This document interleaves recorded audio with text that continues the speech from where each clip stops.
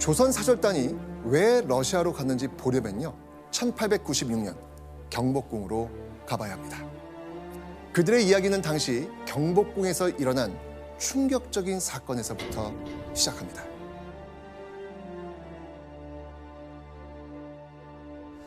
때는 2월 11일 캄캄한 어둠이 내려앉은 새벽녘이었죠. 이 두 대의 가마가 조용히 경복궁을 벗어나려고 움직이는 그 순간 이 가마를 예의주시한 사람들이 있었습니다. 그들이 누구냐? 바로 경비병들입니다. 당시 경복궁은요, 일본 교관에 의해 이 훈련받은 경비병이 장악하고 있었습니다. 이 가마꾼도 그 가마 안의 사람도 엄청나게 지금 긴장하고 있는 순간이에요.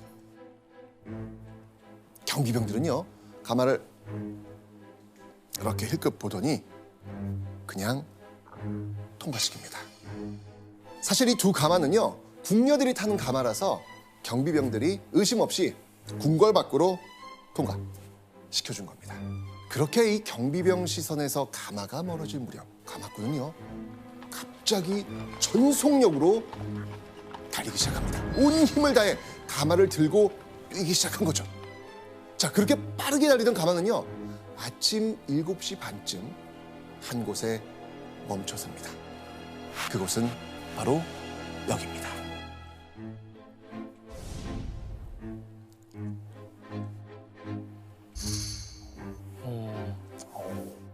우리나라예요? 이곳은요, 서울 정동에 있던 러시아 공사관입니다. 공사관? 네, 대사 업무, 대사관, 네네. 대사관 외교 업무 같은. 보는 곳. 네, 맞습니다. 아,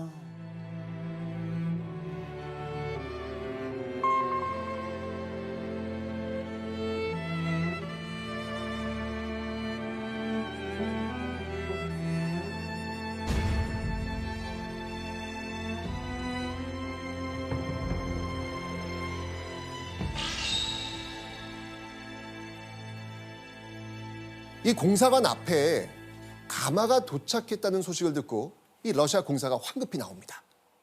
그때 가마에서 쓰개 치마를 쓴 한 사람이 내립니다. 그 얼굴을 러시아 공사가 보자마자 너무 놀랍니다. 왜냐? 그 사람은 사실 이런 복장으로 이곳에 올 리가 없는 사람이었기 때문이죠. 이 사람은 바로 경복궁의 주인, 조선의 26대 왕 고종이었습니다.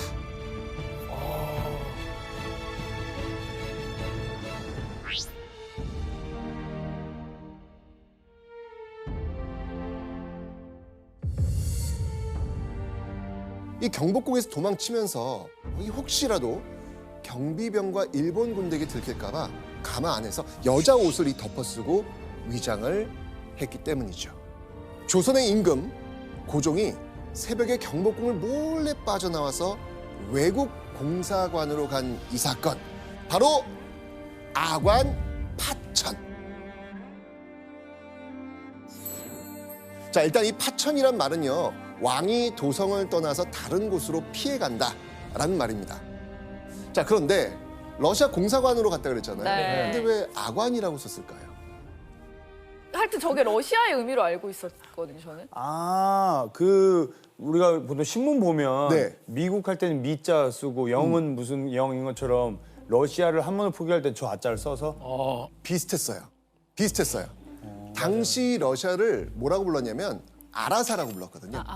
아라사. 그래서 아라사 공사관 줄여서 아관. 아관. 네, 아관 이렇게 했던 겁니다. 그러니까 정리하면요, 아관 파천은요, 1896년 왕이 경복궁에 있던 경비병을 피해 러시아 공사관으로 옮겨간 사건, 이걸 바로 아관 파천이라고 하는 겁니다. 자, 그럼 이제 여기서 이제 궁금증이 생깁니다. 고종이 탈출했던 경복궁에 대체 무슨 일이 있었던 것일까요?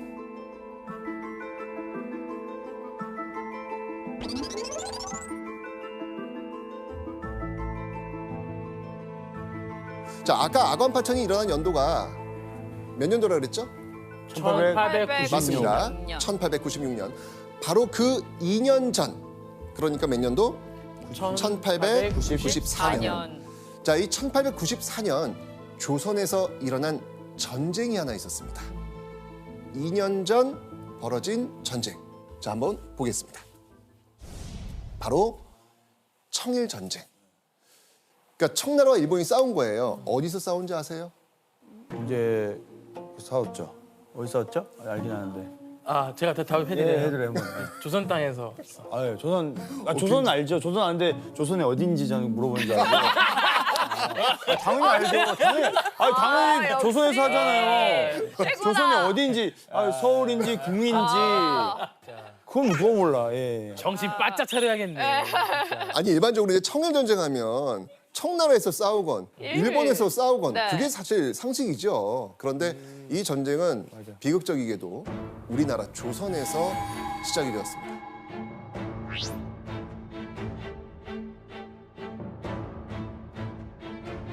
청나라와 일본이 조선에서 누가 주도권을 갖느냐 이걸 놓고 싸운 거죠. 자, 그렇게 해서 벌어졌던 이 청일 전쟁의 승자. 놀랍게도 청일 전쟁의 승리는 일본이었습니다. 자, 이렇게 되면서 조선 말기 일본은요, 경복궁을 불법으로 점령하고 나란 일까지 간섭합니다. 승리한 이후엔 조선에서 더 막강한 영향력을 휘두릅니다. 조선 국모 시해 사건, 을미사변입니다.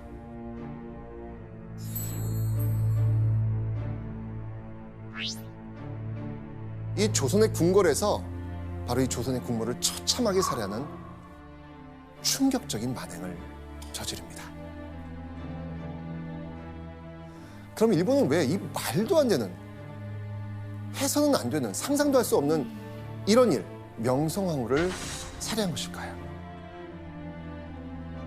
자, 이 고종과 명성황후가 바로 이 나라와 친하게 지내려고 했기 때문입니다. 일본의 이 심한 압력이 계속되고 있는 상황에서 이 고종과 명성황후는요, 일본을 견제할 방법을 고민하게 됩니다. 그때 그래, 한번 좀 손을 좀 잡아볼 수 있겠다라고 생각한 나라가 바로 러시아였던 겁니다. 조선은요, 이 고종과 명성황후 주도 아래 이 러시아에 은밀히 도움을 요청했고요, 가깝게 지내려고 노력을 많이 했습니다. 바로 그 사실을 눈치챈 일본. 끊어야 되겠다. 네, 그래서 이 명성황후를 죽이는 만행을 저질렀던 겁니다. 근데 교수님, 이 고종과 명성황후가 당시 나라들이 굉장히 많이 있었잖아요, 주변국들이. 그럼에도 불구하고 이 러시아를 끌어들인 이유가 분명히 있었겠죠. 근데 먼저 이제 미국을 끌어들여서 청나라나 일본의 압력들을 죽이려고 했죠. 근데 미국은 돈이 필요해요. 경제적 이권만 관심이 있었지, 외교에는 그렇게 관심이 많지가 않았어요. 그래서 그 다음 차선책으로 조선과 인접한 나라 중에 군사력의 최대 강국 중에 하나가 바로 러시아입니다.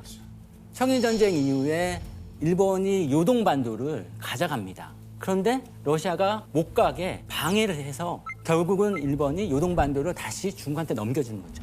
러시아는 조선이 독립국으로 있는 게 굉장히 중요합니다. 왜냐하면 외교사 용어로 하면 완충지대 역할인데, 만약에 조선이 사라지고 러시아와 일본이 국경을 이렇게 맞대면 막대한 군사비가 들어가요. 맞아요. 러시아는 조선이 완충지대의 역할을 해주기를 바랬던 거죠. 있어야 하네요, 딱. 그렇죠. 그 일본이 러시아 앞에서 깨갱 깨갱 한 거예요. 맞아. 이걸 보면 러시아야. 이렇게 하면서 명성황후와 고종이 연결을 하려고 했는데 일본이 이건 아니지 하고 말도 안 되는 사건을 저지른 거예요. 말이 안 되죠. 이건 말이 안 되는 말이 사건이 안 지금 되는 벌어진 거예요, 지금. 네. 자, 이렇게 명성황후가 죽은 뒤, 살해당한 뒤 고종의 심정은 어땠을 것 같아요? 무섭죠. 일본은요, 을미사변 이후 이 고종을 경복궁에 가둡니다. 그리고 이 궁궐의 출입을 통제하고요, 24시간 철저한 감시를 합니다. 실제 고종은요, 매일매일 이 죽음의 공포에 떨면서 잠도 못 자고 밥도 못 먹으면서 하루하루 보냈다고 합니다. 왜? 자는 사이 누가 나 찔러 죽이지 않을까? 그러니까 이런 공포에 시달렸던 거예요. 공포가 얼마나 심했냐면 궁궐 안에 음식을 믿질 못하는 거예요. 그럴 것 같아요. 그러니까 그래가지고 자물쇠가 담긴 상자로 배달되는 음식을 먹기도 했답니다. 아유.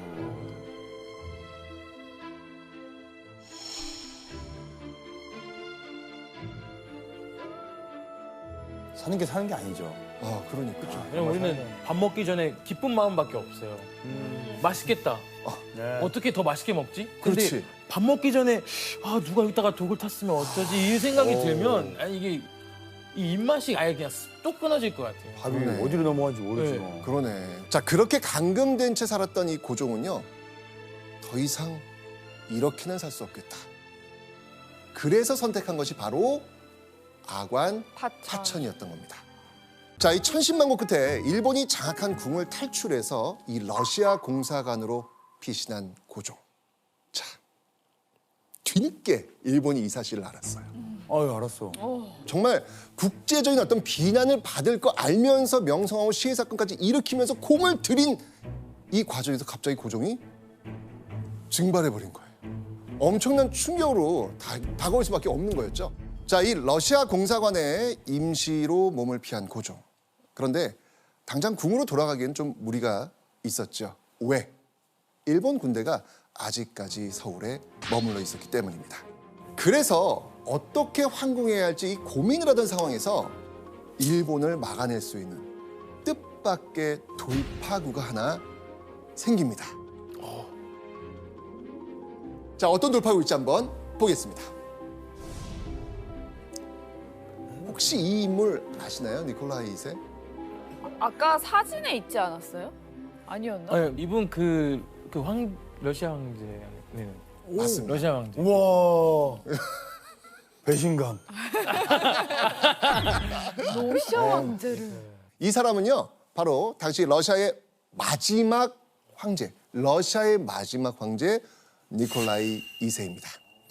뭐 강력한 군사력을 바탕으로 정말 세계에서 막강한 영향력을 행사하던 그런 인물이었죠. 근데 그가 갑작스럽게 즉위하는 바람에 2년 동안 미뤄뒀던 황제 대관식을 치르게 됐고요. 고종에게 참석해달라 라고 초청장을 보낸 겁니다. 자, 고종은요, 이 기회를 통해서 조선을 구할 수 있는 도움을 러시아로부터 받기로 결심을 합니다. 자신이 이 환궁한 이후에 궁을 호위해줄 군사적 도움과 함께 일본이 강제로 지게 했던 그 빚, 이 빚을 갚을 수 있는 재정적 도움 등을 요청하려고 했던 것이죠. 이야. 자, 이 조선의 안위를 위한 아주 중요한 협상을 니콜라이 2세 대관식에서 해야 했던 것이죠. 그래서 고종은요, 외교 특사를 파견하기로 합니다. 조선 사절단, 이른바 조선의 외교 어벤져스를 구성하기로 했던 것이죠. 우와.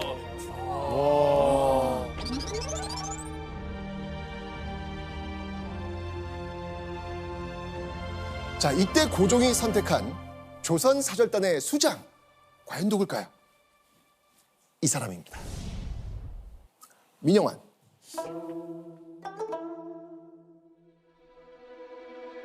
자, 민영환은요, 바로 이 명성황후 집안이자 이 고종의 외가 친척이기도 했던 여흥민 씨 가문의 사람이었습니다. 당대 최고의 권력을 자랑하던 가문이었는데요. 이런 가문의 후광도 있었고요. 똑똑하기도 했습니다. 17살 때 과거에 급제합니다. 우리 이제 과거 알잖아요. 배웠죠. 쉽지 않은 거를 17살에. 그러니까. 고1 때. 아, 그렇죠. 자, 그리고 이 조정에 진출한 이후에는요, 고속 승진을 하게 됩니다. 대표적으로 2차례나 이 국방부 장관격인 병조 판서를 지냈고요, 법무부 장관격인 형조 판서를 거칠 정도로 정말 능력 있고 신망받는 그런 신하였습니다. 또 이 민영환이요, 국제 정세에 굉장히 밝았나 봐요. 그 근거가 있습니다. 이 외국인이 드나드는 클럽에 자주 나갑니다. 클럽이요? 클럽이 있었어요 그때도. 뭘 상상하시나요, 지금? 어떤 걸 상상하시나요? 지금?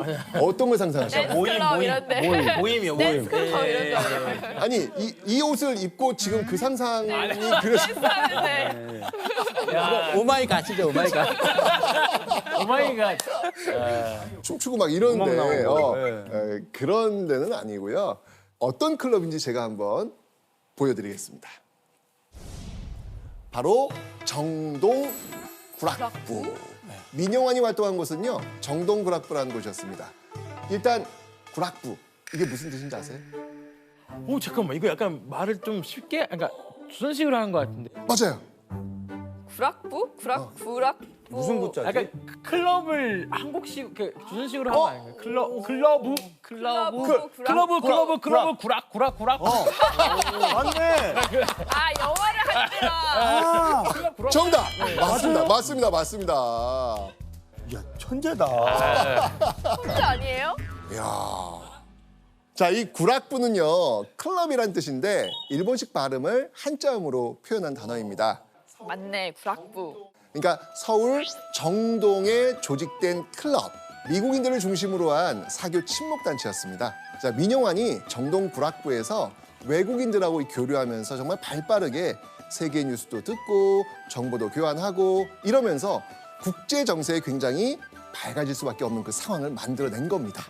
그래서 이 고종과 명성황후가 정말 최측근으로 두고 굉장히 아꼈던 것입니다.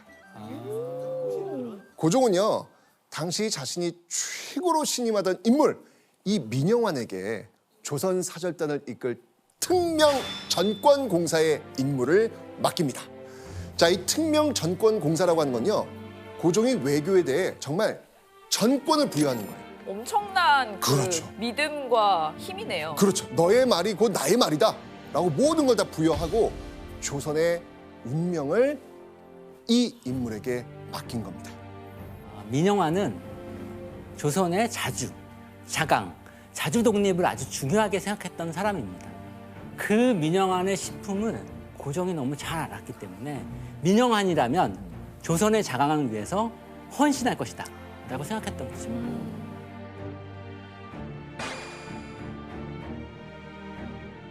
자, 그러면 조선의 대표로 러시아에 간 사절단의 모습 한번 보시겠습니다. 아까 봤던 사진입니다.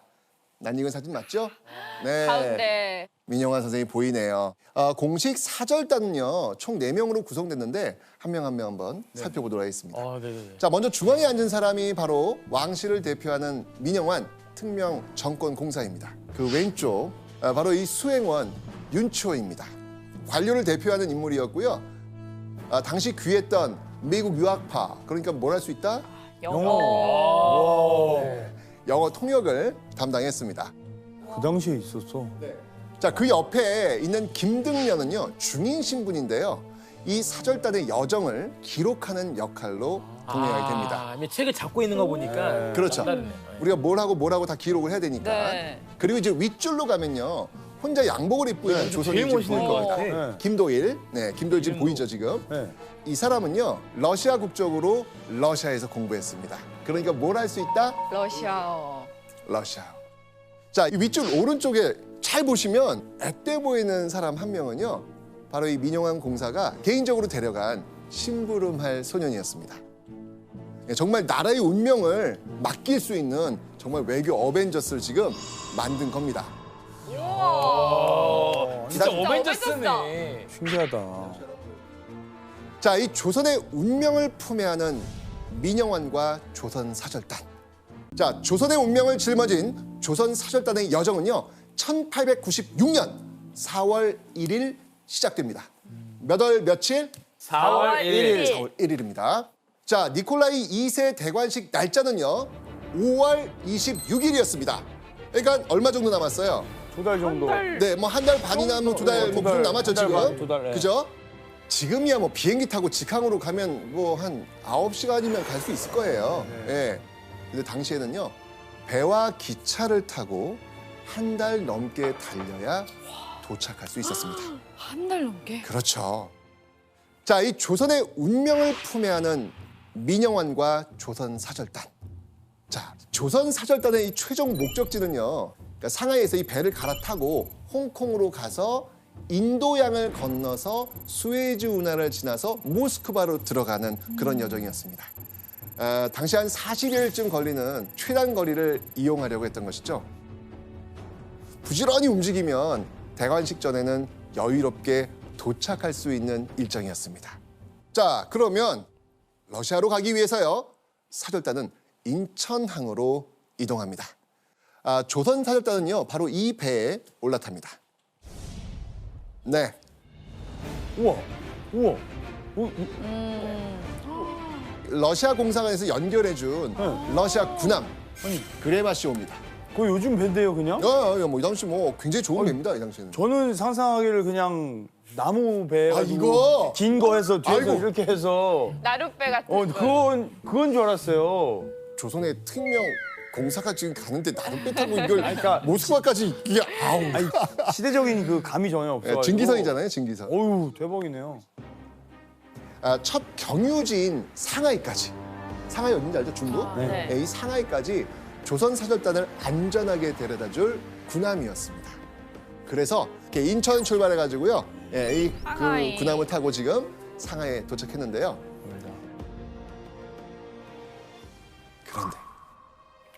그런데 상하이에 도착한 사절단에게 시간을 못 맞출 엄청난 위기가 닥칩니다.